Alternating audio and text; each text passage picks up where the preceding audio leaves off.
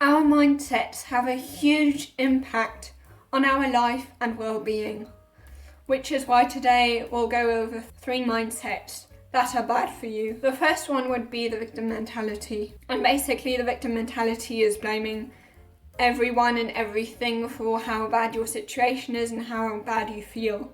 And the problem with that is that you then have this, what psychologists call, an external locus of control and not an internal locus of control. Now, an external locus of control is thinking that you're not in control of anything and that everything, the whole and everyone has control over you. The problem with that is when you feel that you have no control over anything, that is basically helplessness, and helplessness very often leads to depression, because then there's no hope that you can change anything because you're not in control of anything in your life. And honestly, it could be very difficult for other people to like your company if you blame everything and everyone, especially if you're blaming them and if you always see everything negatively. Because if you blame everyone, then they feel like there's no way they can do anything right, that you're always going to be upset with them no matter what they do. And of course, then you're going to be very lonely, and loneliness isn't too good if you want to be happy.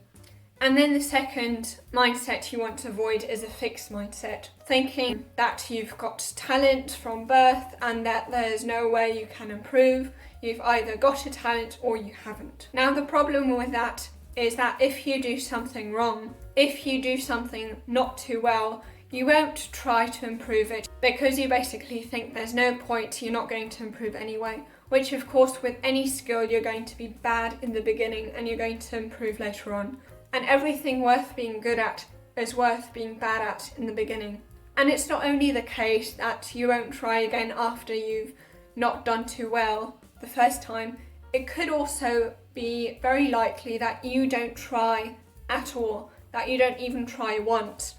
Because if you find out that you're not good at that, you think that that basically means that you're not worth that much, that you're not talented, and that would lead to very, very low self-esteem, so you avoid any challenge in the first place. Now, of course, there could be cases in which you are extremely talented and you manage to do very well the first time without even trying.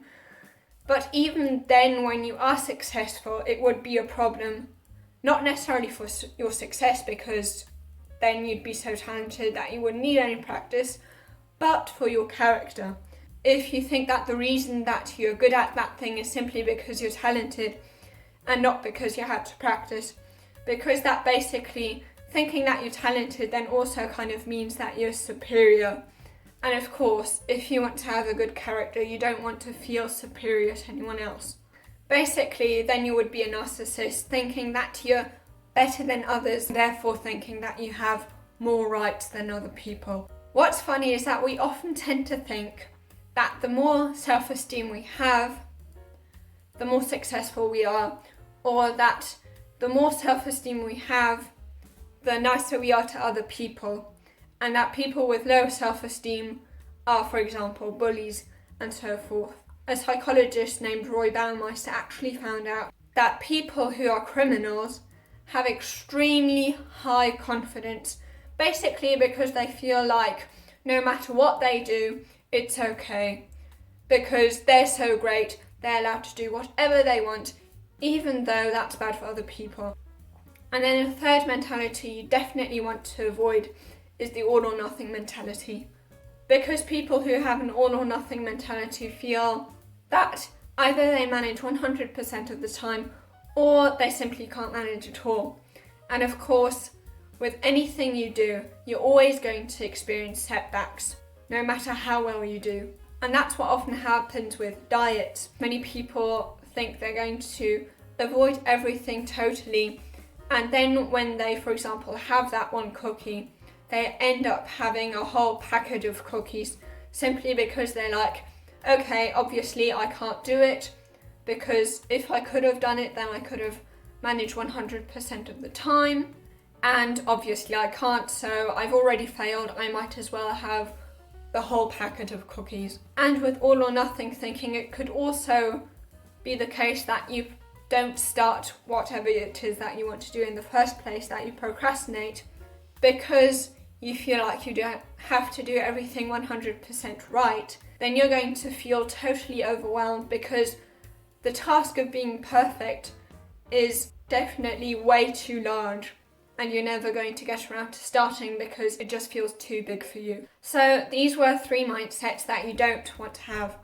If you want to know about a mindset that is very, very good for you in general, in any area of life, be it relationship, success, you name it, if you want to know what that mindset is, you can watch this video here.